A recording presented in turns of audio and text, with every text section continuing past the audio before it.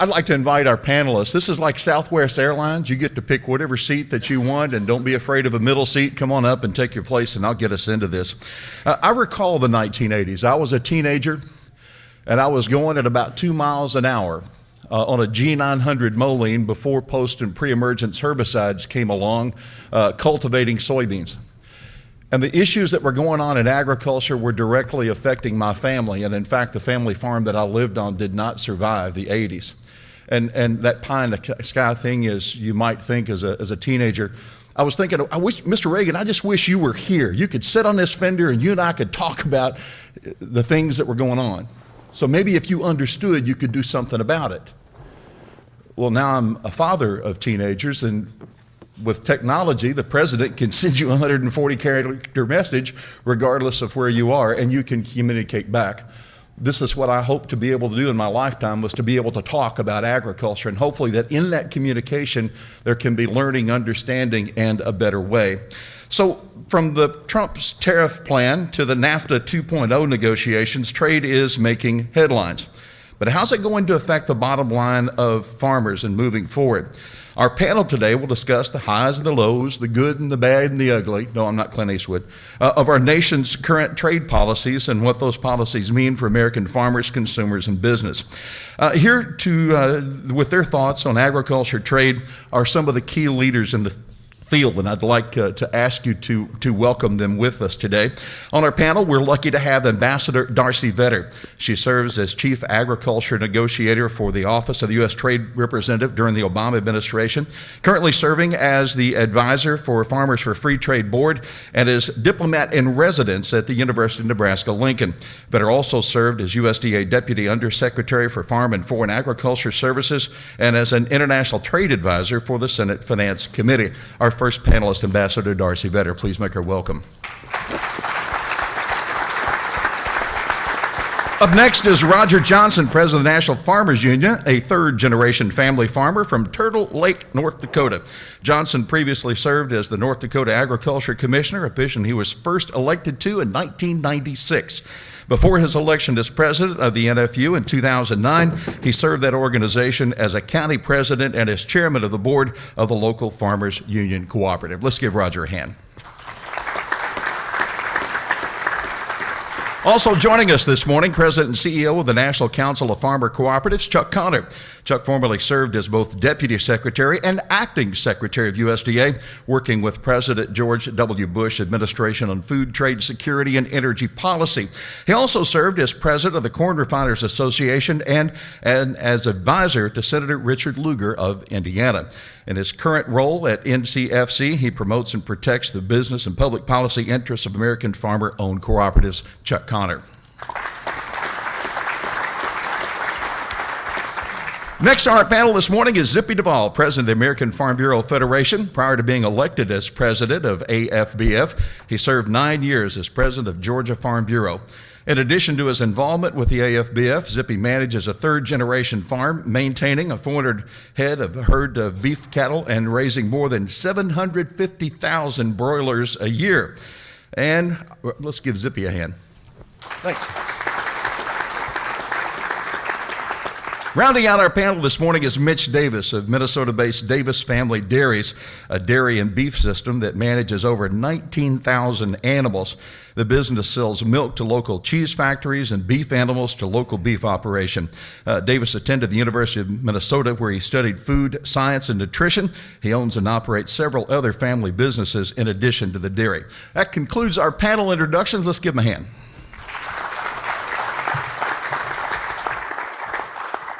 All right, so I get to join you here now. I want to set the ground rules for our conversation if we can. If you want to ask each other a question, that's okay. If you want to comment with each other, that's okay too. I'm not Jerry Springer, so I don't want to have to referee, but we do have to end on time. So Mitch, I'm going to start with you. Let's start with a bright spot this morning. Tell me something good about trade. Well, in the case of dairy and agriculture in general, the good news is we've got excellent products. They're safe, wholesome, nutritious, and affordable, and the rest of the world wants them. And especially if you look at Asia and you look at the proliferation of protein consumption around the world in developing countries, it's all good news for the American farmer. Ms. Vetter? I think that's that better? Okay. I think that's very well said. I think that the United States still has a lot of advantages in the global marketplace in terms of how people view our products, in terms of the regimes we have for assuring their safety and the safety of our food system in general. And there are clearly some headwinds, and we'll talk about that. But I think the reputation of U.S. agriculture remains quite strong. And I think even in the face of those headwinds, our key trading partners have remained creative in trying to work with U.S. agriculture to maintain those partnerships. And I see that as a positive as well. Mr. Duvall? I think the most positive thing we've seen is that we're talking about trade. I mean, because, even though we might not like some of the rhetoric around it, at least we're talking about trade. And if you look at the market that we supply here in America, we've saturated that market. 95% of the people of the world live outside of the borders of the United States. And to talk about trade and talk about the potential around the world is just exciting to me, and I think that's a good thing. And as that middle class grows in the rest of the world, we have the opportunity to sell to them, and we have a president that's talking about free trade. Chuck? I think we're maybe a switch there. Go ahead. Better? Yeah. I think, Zippy, not only are we talking about trade, but we have attention on our trade issues at the highest level of government. Now, some, and we're going to talk about this, would say, well, is that the kind of attention we want? And I'll give you that point, but having served in many, many administrations, Jeff, just oftentimes getting the attention for the trade problems that we face is a very, very difficult task. It's tough to get the Oval Office to focus on these things. It's tough to get a member of the President's cabinet to focus on agricultural issues, trade problems. We don't have that problem today. We've got a very, very engaged administration from the President on down. And I think as much as, what are the challenges associated with that, which we will talk about, there's a tremendous opportunity there that we probably shouldn't ignore either. You get clean up, bro. So I think one big benefit that we have in agriculture is we have a trade surplus. We don't talk a lot about that because most of us in agriculture talk about exports and we don't pay attention to imports. We're in a new political atmosphere where the White House is very much focused on that balance. In agriculture, we have a surplus. Now, that surplus is really important for us to talk about. It pales in comparison to the overall deficit, and we'll get into the reason why I think this is such a contentious issue with this administration. The final point I'd make here, Jeff, is that I think that there are some really good people down at USDA that this administration has put in place to deal with trade. Sitting at a table with a couple of them over here. And so that will hopefully bring some stability to all of this as well. Chuck, I'm going to pick on you first. Is this administration talking tough on trade, or is this administration turning the U.S. to a more protectionist attitude with regard to trade and trade agreements? It's a great question, Jeff. I mean, again, we all have to acknowledge that the style of this administration makes us nervous. I mean, there's no other way to describe it. It makes us nervous at times. But we also have to acknowledge, that we do have a lot of problems out there in our trade community. And whether you want to talk about, acceptance of biotech, or whether you want to talk about the Canadians and what they've done on non-fat dry milk market. And I mean, I don't mean to pick on anybody here, but the point is, there are problems out there. And I think we've got, an administration that is determined to address some of those problems. And in the past, there's been reluctance to do so. Going after those problems, comes at some high risk as well. And we just have to count on the great people that the president has put around him. And I look at guys like Ray and Ted sitting over there. these are balanced individuals who are not sort of hair on fire people, and we just have to count on their ability to navigate our way through this, hopefully with a little help from former trade ambassadors and other people too. Don't wait for me to call on you. Let's go. Yeah, I think I think your question is a little bit of I think it's false to suggest that the vocabulary and the policy can be separated, because words do matter. And I think in being fair to this administration, the U.S. vocabulary on trade and what it means to our economy was changing all throughout the 2016 election on both sides of the aisle. But I think it is consequential that we have stopped talking about a global economy and the United States leverage and benefits of being a global participant and the importance of global supply chain. And the vocabulary has now come into this idea that it's bilateral winners and losers. If we have a trade deficit with your country individually, then we are losing at trade, and that is not fair. And, we just heard a statement saying we are pushing for fair and free, and reciprocal trade. So if you sell us more than we sell to you, are you unfair? Are you not committed to free trade in that way because we have 350 million consumers and you have 150 million consumers? Is that relationship therefore unfair? So I think that vocabulary does matter, and other countries are hearing it, and it affects their ability then politically to come to the table and say, do we want to be a partner in a new free trade agreement with you if this is the method of keeping score? Or can we solve those problems that Chuck highlighted with, these underlying, maybe we have a wheat grading problem or a dairy trade problem with Canada or the ongoing saga of our potatoes into Mexico. Well, if the underlying vocabulary about our trade with those countries is that we're committed to each other and we see each other as partners, then it's easier to solve those problems. If the overall relationship is in question, it makes it harder to solve those problems. So I think we have to think about the relationship and the way we define it as having a huge impact on our ability then to make those relationships better. Roger, the old NAFTA is still in place, but already Mexico is buying 10 times more corn from Brazil than they did a year ago. Words have consequences. And, the title here is Good, Bad, and Ugly, and I wrote a word or two down for each of them. The good, I think, is that the president is focused on a deficit, and I hope we talk more about that, because I think that's what undergirds this whole dispute and sometimes gets glossed over. The bad, I think, is the sort of whiplash, the uncertainty that is generated by what frequently it's the president who says or does. And to Darci's point about, diplomacy, that's not the way you do diplomacy. The ugly, I think, is sort of the insulting tenor that frequently comes from the president to other presidents of other countries. And that, I think, is the reason that Mexico is buying corn from South America. I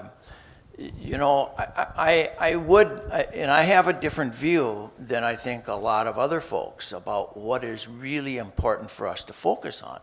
I agree with the president that the deficit does matter. Now, does it matter bilaterally? You absolutely have to count the nickels and the dimes and make every relationship totally balanced? No. But overall, I would argue, as the president has been arguing, that you cannot continue down this road of having a $500 billion trade deficit and not pay consequences. I mean, it's a 3% drag on our GDP, and it's millions of jobs that have been outsourced. And there's really not much question about that when you have that kind of a trade deficit. Now, how you go about resolving it is, I think, where we would have a lot of disagreement with how the president is treating this. I think the focus ought to be on China. That's where the enormity of the trade deficit is, and that's a country that doesn't behave in a market economy fashion like the whole WTO is designed to operate under. Zippy, I'm going to go to left field and I'll bring it to a point. I was told that in Washington it was so cold this winter that politicians were putting their hands in their own pockets. I know that in Florida it got so cold this year that iguanas were falling out of the trees. They were slipping in the wind. And I was told yesterday by a popular farm lobbyist here in town, it was one of the first times he can recall of having to go to the Hill and lobby a Republican representative for free trade. Is it just an administration, or is it a shift of policy here in Washington overall? I didn't have a clue where you was going with that. You didn't even give me time to think about it. You know, I think that trade is so important to agriculture that we're all focused on making sure that we deliver a consistent message. I mean, there's trade coalitions around this town made up of groups, and all of us sit on them. You know, there's maybe 5 or 6 different ones, and now we're trying to work together to make sure we're not overlapping in areas. But it's talking about having a consistent message about how important trade is to agriculture, making sure that everybody from the Hill to the administration to USDA knows that. And you know, I try to explain to farmers, you know, I still run my farm. I deal with people like President Trump with my farming business.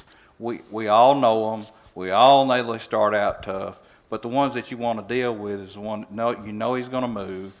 You're going to find some agreement somewhere. And you know he's going to be a great partner when you get him one-on-one. And that's the ones you end up dealing with. This is a businessman. He does business differently. That's why we're all in shock. Are we nervous? We are nervous, and we better be nervous. But that consistent message that we have got to keep driving home at all branches of this government to make sure that they understand how important agriculture is. And I know, and I think Mr. McKinney would agree with me, the Secretary is going to want to know immediately what is happening to agriculture as we move down this road of this rhetoric. And they want to know the numbers so they can defend us in the cabinet room, and they want to know what's happening as we move, because I was encouraged to hear Mr. Starlin say this morning that every time another country tries to take a different side and hurt some of our agricultural products, they're going to look at that. They're going to look at it hard to see if they're getting out of bounds with it, and that they'll do their best job to protect us. And I think so. Just a consistent message, and I think that's where it's coming from. Mitch, I'm going to come your way on dairy in just a second. Chuck, is there a political shift? Are the lines just clearly drawn between D's and R's and I's in this town on trade? Jeff, I think you have to acknowledge that we've had a political shift in this country. I mean, historically, you know, we knew that Republicans passed trade agreements. They had the pro-trade votes, and you maybe had to pick up, 40 to 60 Democrats in the House, for a trade vote, and that was kind of the historical formula. I think, that clearly has changed. The presidential elections from 2016 seem like, a decade ago for many of us, but, they weren't that long ago. And, remember that President Trump, with his, policy positions, of which, this notion of sort of a different view, if you will, on trade, I mean, he defeated many Republican candidates, many candidates who were, sort of considered the rock stars of the Republican Party. The president kind of mopped the floor with them. And I think this issue reflected that, and to the president's credit, he read those tea leaves properly out there within the Republican Party, that perhaps some of these other rock star candidates maybe missed a little bit of that shift. I think we've had a shift, and you have to acknowledge that. Darci? Well, Chuck, I don't disagree. I think we have had that shift, and we now have an economy that's so interconnected. It's very hard to pinpoint what a problem is, and the more simply we talk about it, I think the more attractive that is to people to say what's going on here. But to your original question about, it being such a cold day that Republicans needed to be lobbying on trade, I think with this audience, I don't want it to go without saying that partly I think they really want to be, because they feel this shift, and I think they're kind of uncomfortable with it, and they realize that what we keep talking about is how, we have a problem with Mexico, or somehow Mexico owes us $70 billion. Well, countries don't trade, people do. And individual farmers have relationships with individual buyers, and they make their planting and their sales decisions based on how they think those markets are going to behave. And part of the reason I got involved with Farmers for Free Trade is because if farmers are making those arguments themselves, are telling their stories as constituents about how access to and new markets change their decisions, that creates, I think, a much more vivid way for those members who say, wait a second, we can't sit it out in the global economy to argue back and say, we need to keep our eye on the overall global trading situation, but we can't do so at the expense of certainty and these strong relationships that our farmers have. And what I see on the Hill is much more engagement by staff in the details of these trade laws and rules and wanting those very specific examples and experiences because they need to make that argument vivid and personal. So I think it's also a real opportunity that we have a Congress that is so actively engaged in a way that usually they only get right before a vote on a trade agreement. I think they are in general. So.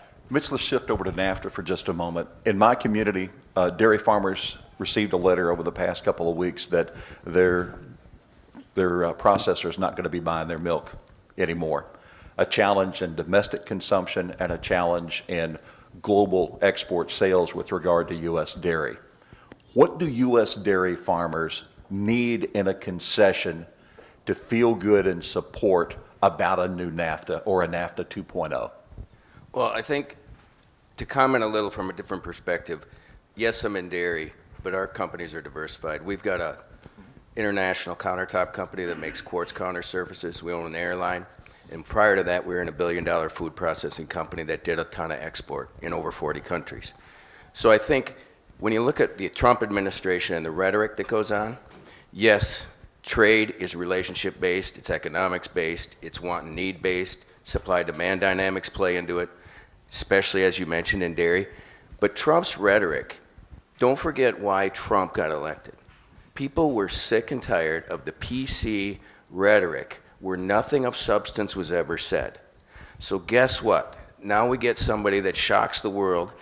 Not all the things that he says are, so preposterous. Many of them are. But there are things he says that are actually, frankly, refreshing to the average voter, which is why I think he's in office. And on dairy, in dairy, we're such good producers of milk. Whenever prices are low, the biggest thing a dairy farmer is trying to do is add more hundredweights.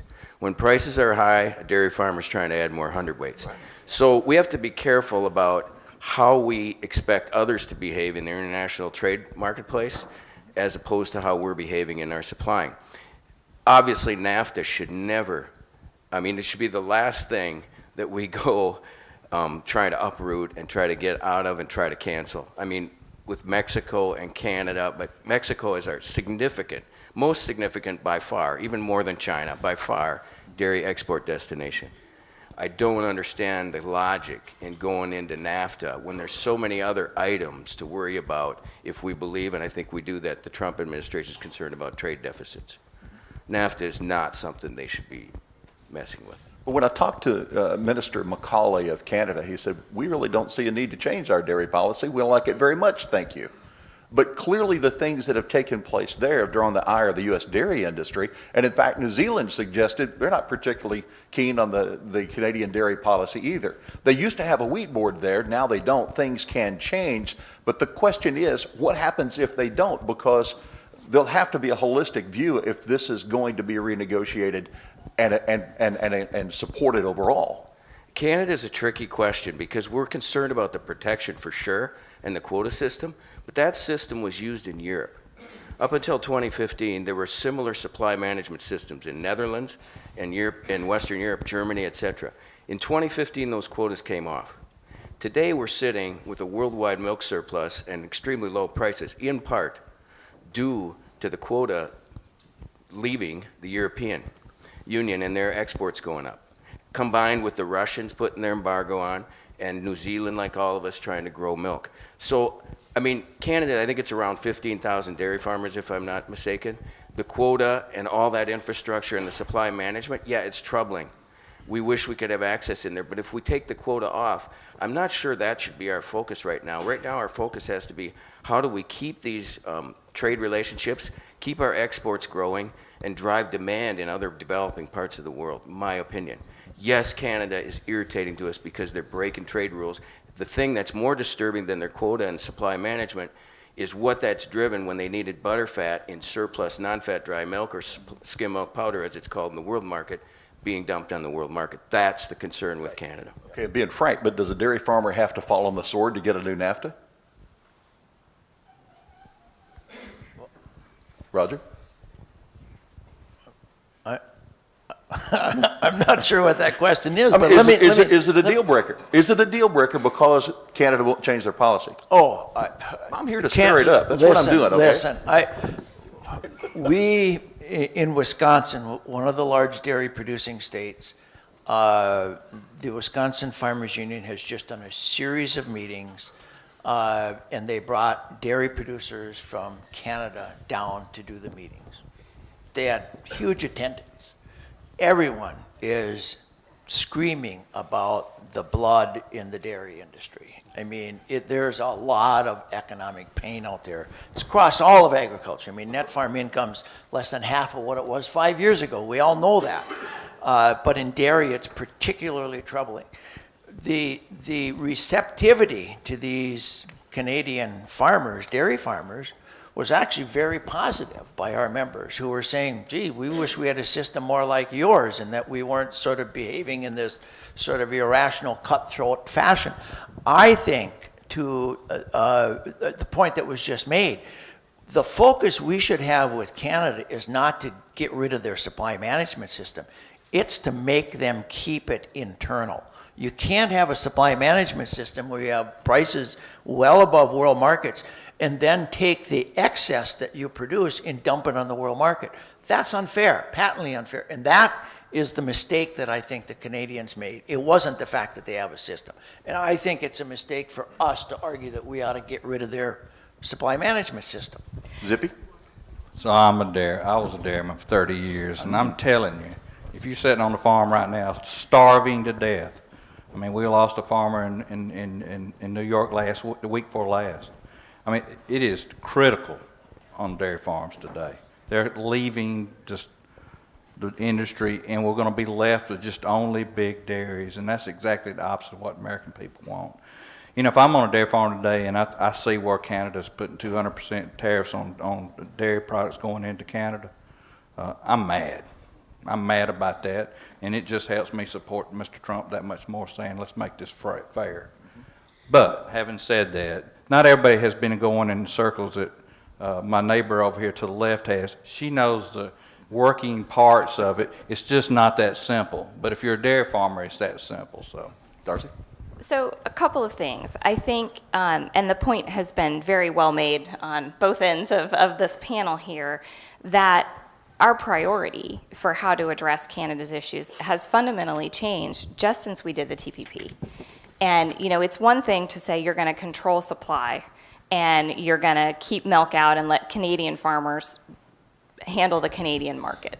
Now, that in itself, obviously we'd like access to that. But since we negotiated TPP, the introduction of this Class 7 pricing that really discounts then the cost for ingredients, again, to be able to up the quota, the amount of milk they could put into Canada, let the Canadian farmers get the high price for the butter that's in demand, but then what do you do with all the solids that you got to get rid of? And those are going into the world market. So now it's not about access to Canada.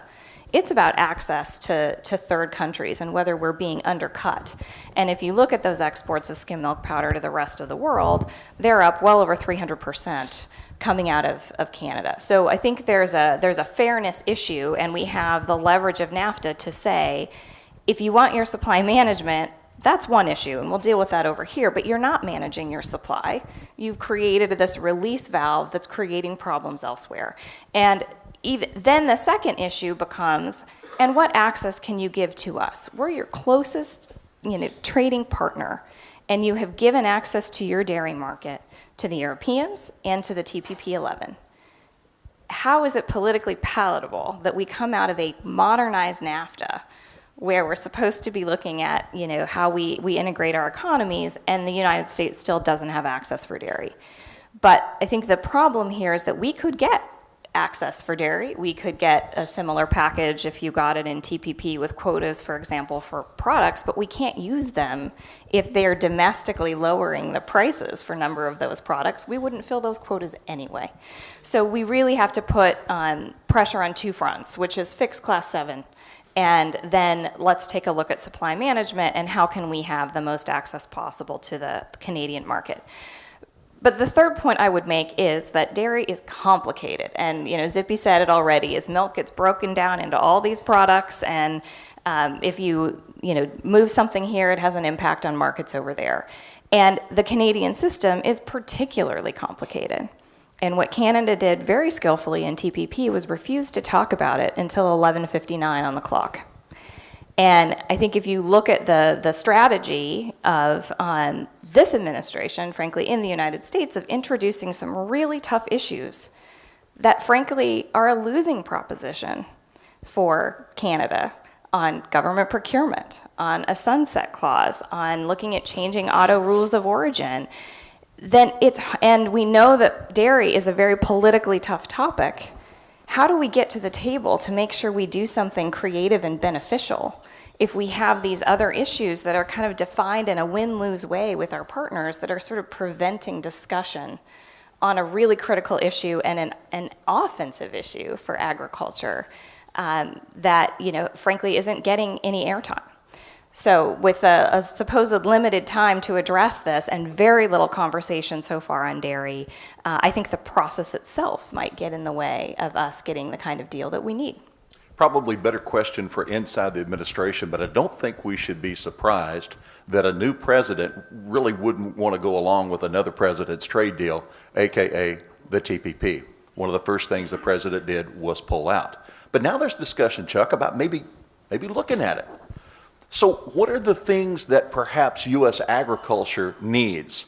Or what do you think would be a stamp that this administration would want if they were able to move back into TPP where the other 11 would have to give? Well, Jeff, I do hope that materializes, and I think we've all read some of what the president is saying now about perhaps now may be the time to start discussing being back a part of TPP. I just point for agriculture. I think Darci and her team did a great job of negotiating the sanitary and phytosanitary requirements under TPP.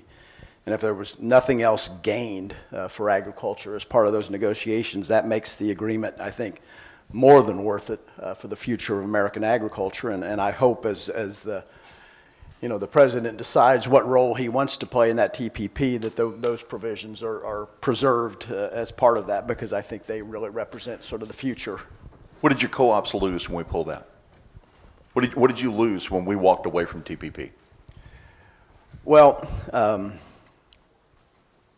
certainly, there are markets. I think it's for co-ops. It was exactly what everybody in agriculture has lost, and that is, the world doesn't stand still. And as we know, the TPP countries are moving forward in a big way. And I think that's a fundamental question for the president and for his negotiating team now is, will we be let back into this process? I think we will. The United States is obviously a very, very large market, both receiving as well as sending, and I think that's possible. But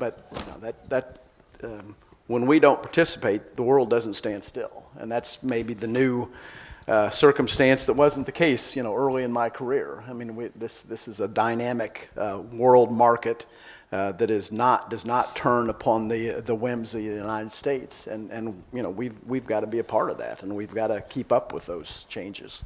What did we lose when we walked away from TPP? $4.4 billion of farm income, potential farm income. That's pretty significant. What else did we lose? We lost the opportunity to trade with the big growingest part of the population in the world. Is it totally lost? No. But I'm going to take you up on your rules, and I'm going to ask Darci if she would share with us, because what we heard was the the real gains, and Chuck touched on a little bit, the real gains on the rules around TPP and how we might use those gains that y'all made there to talk about the gains that we could get in NAFTA, which is 23 years old and need modernized. Well, I think I'm a little biased, but I was kind of a fan of TPP. Right to be. We were too. Yeah, and I think that we've lost a couple of things. We've lost our competitiveness in a region that is critical in terms of growing population and a growing population joining the middle class that can afford our products and would demand them. And I think we're going to see that in particular in areas of protein, fresh fruits and vegetables, whether that's dairy or meats, fresh fruits and vegetables, processed foods, wine. And let's not forget that the United States played a special role in negotiating the TPP because a number of countries really based the market access that they were willing to give to the rest of the TPP 11 off of what we could squeeze out of them. And so we were able to structure the Japan market access package, some of the way that Vietnam opened its market, according to what would be good for those areas and products where we're competitive. So that if we all, if Japan was opening its market to all the TPP countries at the same time, we were looking at that to say, let them open in a way where U.S. market share is firmly established among those 11. Now the 11 are getting all of that access and we can't even compete. But we designed that market access in a way to benefit us because we knew that within the TPP 11, we've got some pretty serious competitors. Canada exports wheat and pork and beef, and we're a larger player than they are, but if they're the only North American country in town on those things, obviously they're going to fill that void. Australia on wheat, Australia and New Zealand on wine, and dairy, of course, Australia and New Zealand are key players. And so they will fill that void using those market access packages, and we will stay at WTO level tariffs. So I think we lose on that. But we also lose our influence to keep advancing those standards on things like sanitary and phytosanitary issues, disciplining state-owned enterprises, the digital economy, which is becoming more and more important to agriculture. But I think what I see as encouraging out of the TPP 11 itself, or the CPTPP as they're calling it, is that they didn't really lower those standards. They kept almost all of that original TPP language intact. And so if those 11 countries continue to uphold those high standards, and that becomes the way of doing business with some of the most dynamic economies in the region, other countries will start to adapt their practices, which was a big part of the reasoning behind TPP as well, is it was going to be a magnet not only for opening markets, but for changing the way we do business in a more transparent, rules-based fashion. And so for that reason, I think it's good that they've gone ahead and started working to implement those things that will have a positive impact on the business environment in the region. I'm going to come back to that hard question. Ray was talking about looking for the compromise on the RFS and asking oil and asking renewables, okay, what can you give?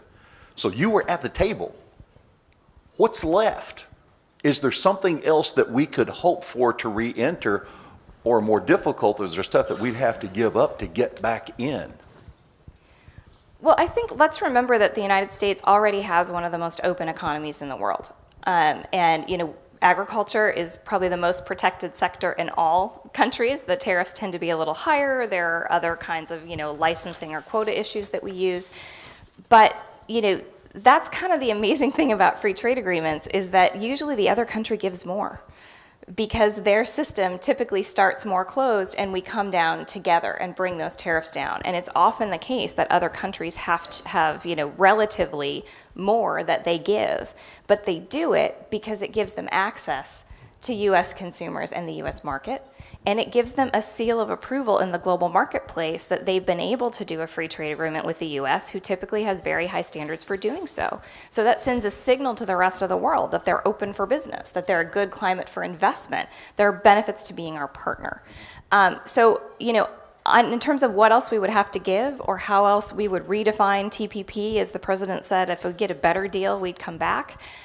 My concern is no one has ever defined in this administration what exactly was the problem with the TPP in the first place and what they would require to make it better. Is it something small that could be done, or are they talking about starting over, which I don't know if that's really politically possible, and it's certainly not a near-term proposition. Well, I think it's fair to say that there hasn't been a definition from this administration on what they would have wanted it to look like. But I think if we think back to the election and what was said and what states changed,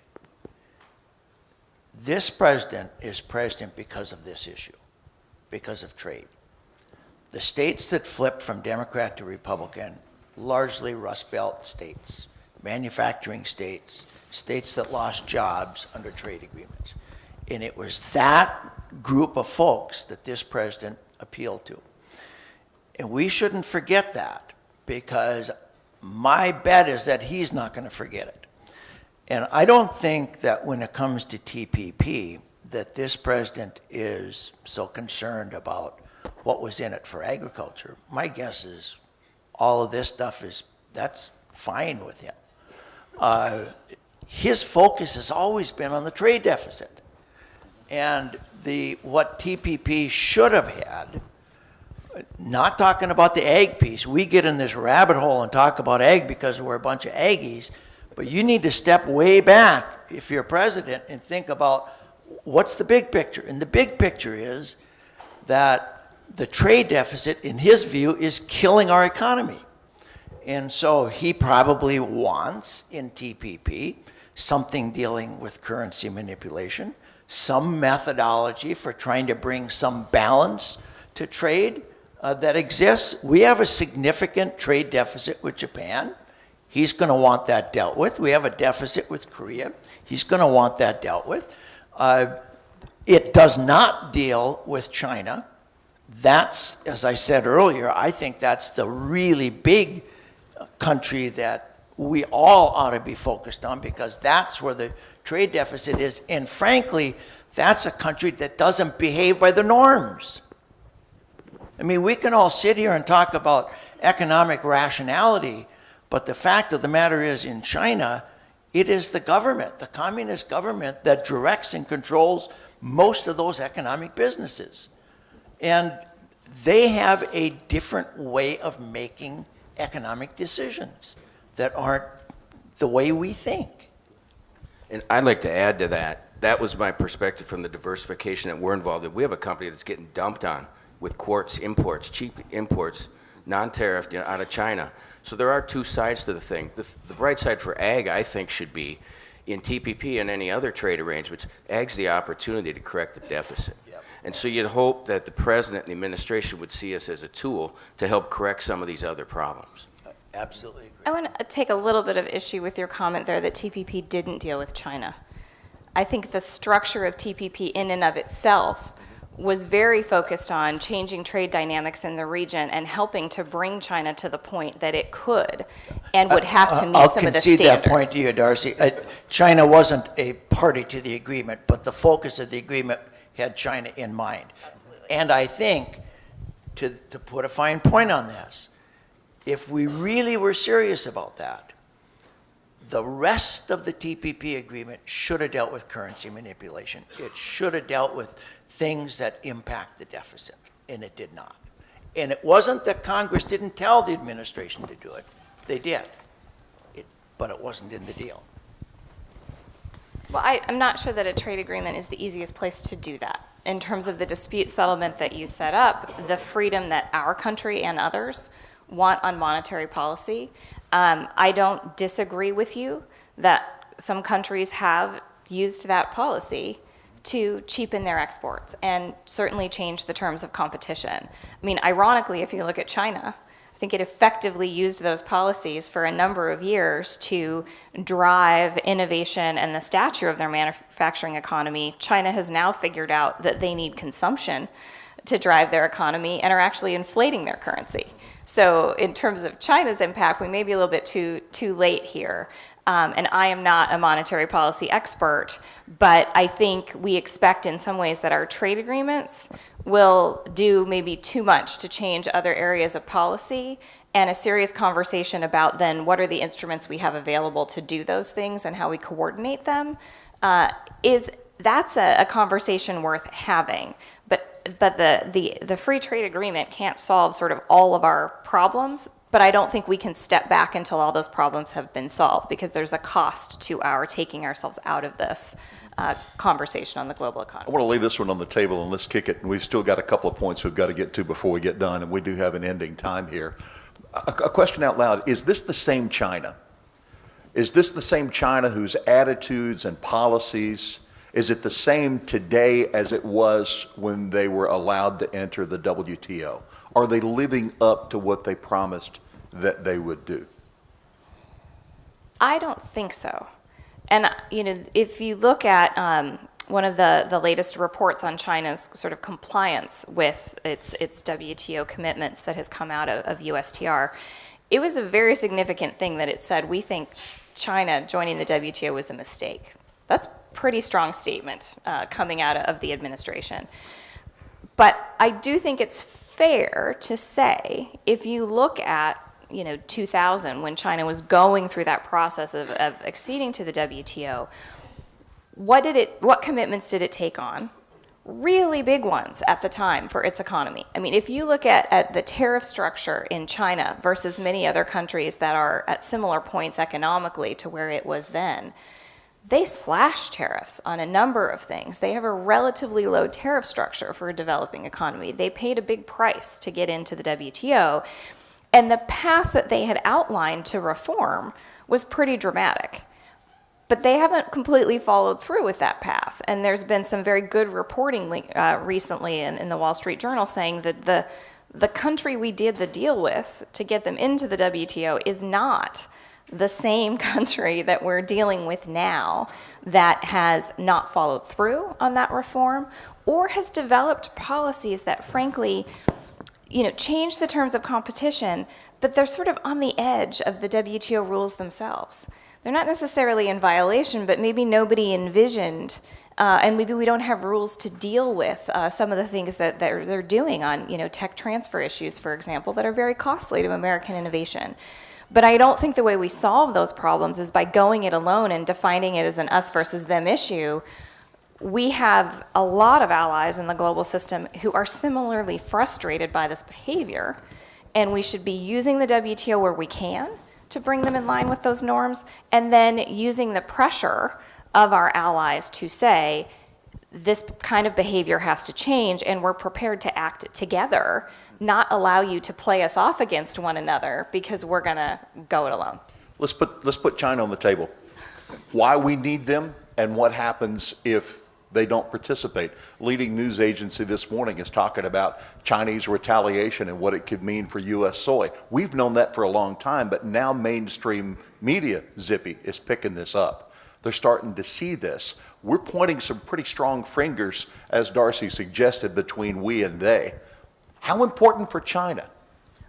Just from a dairy perspective, I mean, they were the boom. They were what caused, the $21 milk, the $23 milk, the infant formula boom, the powder purchases, and they were buying a ton from the Kiwis at the same time. They became a disappointment, and it became hard to do business over there. And it was helter-skelter. You had some joint ventures that European companies went in there with big ideas. We were going to show them new products. They were going to start drinking yogurts. Dannon went in there. Others went in there, did joint ventures with Chinese state-owned companies, ended up getting their tails kicked financially, losing the legal dispute they ended up having, and leaving. And so I think we have to be careful about how much emphasis we put on China going forward, because we've learned some lessons. There's a lot of other opportunity in Southeast Asia, in the Middle East, in other developing nations. I think we still have to focus and work hard on China, but I don't think we should make it our center focus and the Holy Grail, because I think we will be disappointed. Chuck, how important China for the cooperatives here in the U.S.? They're huge, Jeff, and I think we have to acknowledge that. We maybe are having a little bit of a trade policy debate up here, but as I think, Roger, you pointed out earlier, virtually every commodity we produce in America today is sort of below cost of production levels. It's pretty bad out there. And, you know, the simple fact that is, if we mess up here and do something wrong in China, the potential cost to an already down farm economy is sort of off the charts. And farmers aren't too interested in the short term, and us sitting up here having a huge trade policy discussion. You know, they're concerned about, you know, how in the world am I going to cover costs in my 2018 crop? Mm-hmm. And that, you know, that's the real impact, and that's what makes this a very difficult, very complicated issue. I mean, we could fill this room with our trade complaints on China, no question about it, and co-ops would have their fair share to add to that. But the simple fact, though, is that they do continue to buy a sizable amount of product, and without those purchases, things would be even far worse than they already are, and that's quite a statement in today's farm economy. I'm going to sound like the sensationalist, but if you shut off Canada and Mexico and you shut down China, that leaves agriculture in a very difficult situation, Roger. No question about it. I mean, I think Mitch made the point earlier that, you know, and it's a point that I've tried to make as well, which is one of the advantages that agriculture has is we have a trade surplus. We ought to be using that every time we turn around with this administration and say, let's figure out how to do more trade in agriculture because it deals with that deficit problem. In something that Darci said earlier, I couldn't agree with more, and that is that we have historically been the conveners of the major countries around the world, and we should be, in this administration, using that authority to take on the Chinese issues in a coordinated fashion. This, I talked about it earlier, this ugly part of this administration has been this insulting, bellicose kind of behavior that offends a lot of people, and I think it gets us dangerously close to all the kinds of retaliation that's been talked about. Now, policy-wise, we might agree with them, we do, but from a standpoint of how you behave, we could not disagree more with Zippy, this administration. We're in this NCAA thing time, and you're down there in that last minute where it could really go your way, it could really go the other way. And that's where we stand. You look at the globe, you look at the opportunity that's there, and you're like, yeah, let's go. And then you look at some of the things that are being said and done, and you fear, oh no, this is an important time. It really is, and I'll tap on to what Roger said. You know, so let's look at the positives. We do have surpluses. We have the best infrastructure. We can deliver quality product on time better than anybody else in the world. And we have the product, and we have the people around the world that want to buy it. You know, I heard we gave our Golden Plow Award to Senator Rob Portman the other morning, and he made a comment that all of our trade treaties dealt with only 10% of the countries in the world. So 90% of the countries in the world we don't have a trade agreement with. Look at that potential. Look, and in those 10%, about 50% of the ag products go into those 10% of the world, 10% of the countries of the world. So look at that potential that's there. If this president is successful in using his rhetoric to bring people to the table, and in the private areas be able to develop a relationship with these leaders that turn to their people and say, we're going to trade with them. Look at the potential that we have to grow and do better. I think we're in a time where, and I've quoted this several times the last 2 or 3 days, my dad said, son, if you're going to be in agriculture, put your seatbelt on, snug it up tight, because it is a rough roller coaster ride. Mm-hmm. And I think we're in a rough roller coaster ride. We better pull it up tight. And it couldn't hit us at a worse time, because agriculture economy is really the worst it's been since the 80s. I lived through those 80s. Somebody referenced them this morning. I don't want to go back through that. We're not quite there yet, but we're heading there fast, really fast. Okay, Secretary of Agriculture Sonny Perdue says that he wants Ted McKinney over here to join the Million Mile Club. And if you listen to his travels as late, he's been going lots of places and doing lots of things. One of the goals was for more bilateral deals. That's one of the things this president talked about. So let's pick up the pace here as we move to the point, Rose, of this. Where do you want bilaterals? What shows us the best opportunity for some bilateral deals on the table? Where do you want to go, Zippy? India. I've heard Mr. McKinney mention that earlier, and I'm one of his biggest cheerleaders now. I think that he's the right man to fill this position the first time, and he's laying the groundwork for new bilaterals that this administration is going to do in the future. That's the positive I see in that. I wouldn't disagree in other commodities, but in dairy, India doesn't present a ton of opportunity. They're the largest milk-producing country in the world, and having been there, most of it's water buffalo, but I mean, they're proliferated, so it doesn't present dairy, but agriculture in general, I wouldn't argue. I think that what I mentioned, that's why when I'm talking about China, I'm not saying we relax any efforts to facilitate with them and continue, but if we're just going to pin all our hopes on them, that would concern me after the experience dairy's had. So Southeast Asia, the Middle East, if you solve the political, societal things, they're big dairy consumers. I don't know whatever happens with Russia as far as them letting Western countries back in dairy, but that's an opportunity if they ever did. And so those are the other areas in addition to the Chinese thing for dairy. Any low-hanging fruit for you, Chuck? Anybody you really would like to see Mr. McKinney go and sit down and sign a deal? Well, I always think there's low-hanging fruit out there, Jeff. I think, relationships are important in this marketplace. And I think Ted has an opportunity to build those relationships and connect, be a part of connecting customer and provider. And I think there's tremendous opportunity on the planet. Darci, you want to make travel plans for him? Where should he go?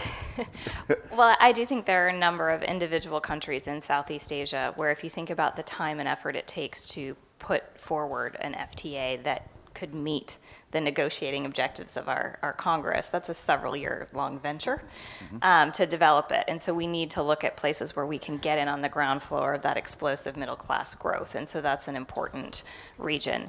But I just have to say, this idea that we give up leverage by negotiating regional deals instead of trying to pick off and force Congress to take hard votes on countries individually is completely misplaced.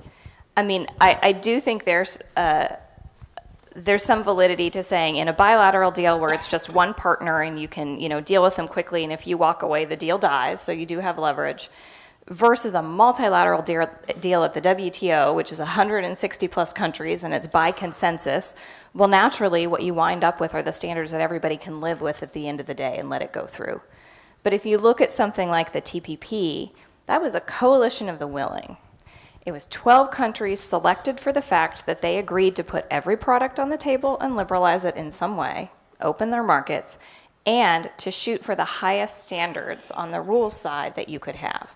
And they were chosen to go forward as those 12, get the strongest agreement you could, and then say, others, when you see the benefits, 40% of global GDP, when you see the commitment to transparency and science-based decision-making and all of those things, then you can join. You can be a magnet and come to this, and the influence of that bond would then expand on itself.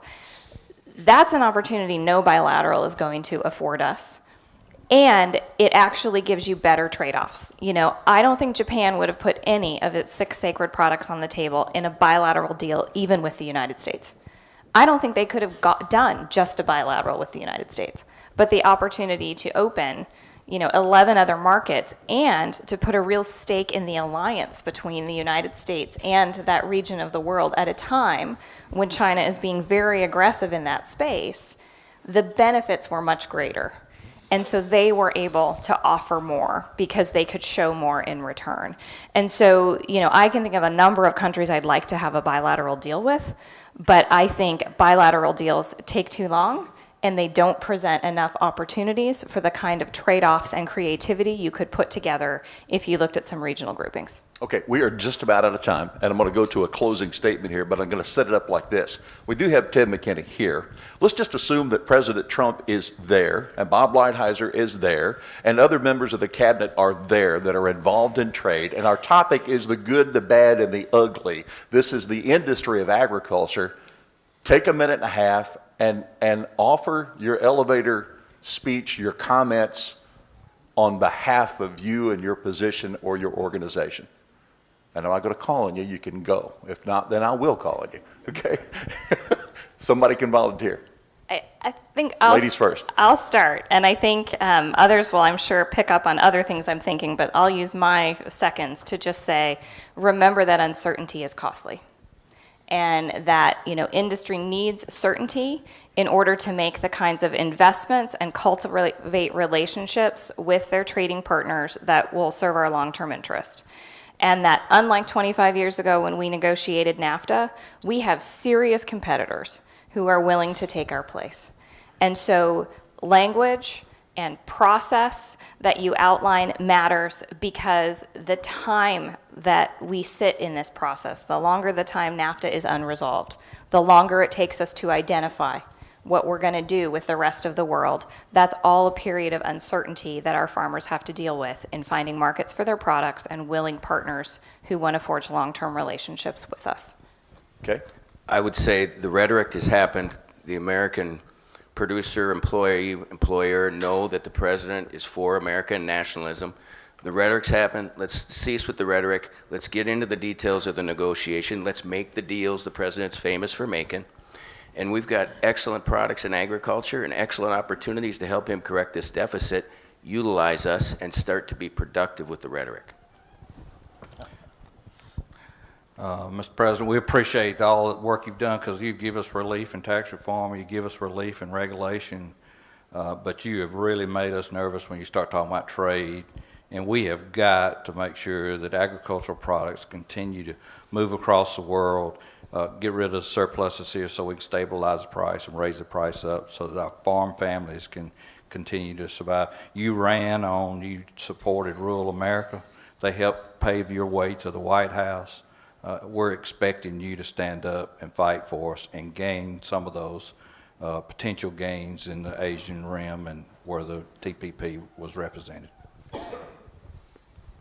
Jeff, I would remind the president likewise that I wish his rhetoric would tone down a little bit on trade, because these relationships do matter. But I would also remind him as well that as a businessman, agriculture's business plan doesn't have as many facets to it as perhaps other industries that he may be more familiar with. Our sole business plan for the future of American agriculture is expanded trade. We cannot force the American consumer to consume more of our products. Can't be done. And obviously we're very, very productive at what we do, and we are going to see dairy production, for example, expanded when prices are low and when prices are high. It's going to expand just like most other commodities. So there's no alternative business plan here. He's got to protect us and help us on the one business plan that solely represents the future of American agriculture. I think I would say put more faith and trust in the folks that you've appointed. I think Bob Lighthizer really gets trade. I think he's a tough negotiator. I think he's laid out a lot of things that need to be changed. I think he's made a real mark at the WTO, in fact, which is a very, very, very slow-moving beast, if it's moving at all. I think he's got some good folks we've already alluded to over here in the White House and down at USDA. I don't know that there's any point in telling the president to quit talking the way he talks, because that's who he is. And I think we're in for, to Zippy's point, we better buckle up, because this is one hell of a mess right now. And, There's the quote for the day. well, I mean, relationships matter. We've all said it one way or another. And when it's, if it's somebody in the administration who's the problem, that's one thing. But when it's the top guy who's creating all of this chaos, it's a real problem for all of us. Now, hopefully he can pull it all together and you can get some dispute resolution processes put in place that make more sense. You can deal with this with the deficit and so forth. I hope that he's successful in that end goal. Ladies and gentlemen, would you give me the joy of welcoming and thanking these individuals for their help today?